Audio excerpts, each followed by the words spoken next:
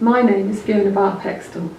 I'm from the Centre for Evidence-Based Healthcare in the School of Health Sciences at Nottingham, and I am the senior author on this qualitative systematic review looking at the needs and experiences of skin cancer patients.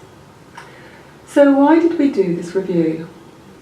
We know that patients' needs and preferences are a core component of evidence-based medicine. However, the support needs and experiences of skin cancer patients have received limited attention.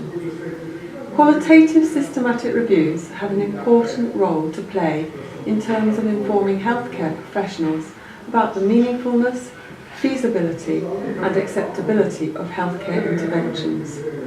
This is indeed not the first time we've undertaken a qualitative systematic review looking at the needs and experiences of skin cancer patients. Our first review was published in 2010 in the Joanna Briggs Institute database of systematic reviews and implementation reports, and disappointingly included only 2 studies, clearly highlighting the need for qualitative research into this most common cancer.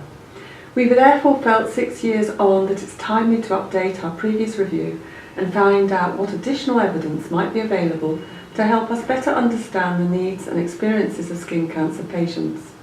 So how did we do it? Our review followed the Joanna Briggs Institute methodology for qualitative systematic reviews. We undertook a thorough and exhaustive search of a number of databases.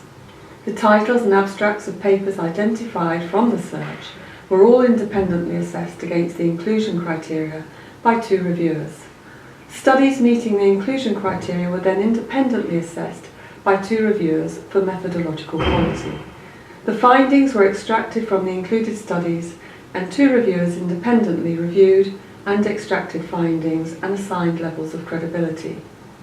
The findings were then aggregated to generate a set of categories, and the categories were then synthesized further to produce a set of synthesized findings. We also used the con-qual tool to establish confidence in the synthesized findings. So what did we find? Since our previous review, we found a further 12 studies, bringing the total number of our studies that we included in our review to 14. The overall quality of the included studies was good. We had 153 findings, which were aggregated into 15 categories, and these categories were then meta-aggregated into 4 synthesized findings: the time of diagnosis, the time around treatment and immediately afterwards, the time after treatment and the follow-up period, and patient satisfaction with their care and their relationship with health professionals. The synthesized findings from this review provide new insights into complexities and challenges of a patient who is diagnosed and treated for a skin cancer. So what does this mean for health professionals working with skin cancer patients? Our review has shown that the needs and experiences of skin cancer patients vary at each stage depending upon the type of skin cancer and severity. Having a diagnosis of any type of skin cancer often causes distress, and all patients require support and understanding, together with tailored information. The time around treatment and immediately afterwards can be very different for skin cancer patients.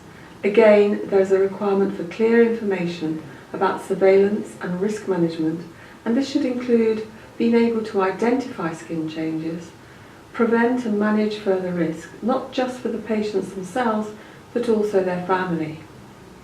This review also highlights the need for patients to be followed up by healthcare professionals who are not only clinically knowledgeable, but also who show compassion and an understanding of the patient's psychosocial needs. Thank you for listening to this brief summary, and I hope you will enjoy reading the full paper.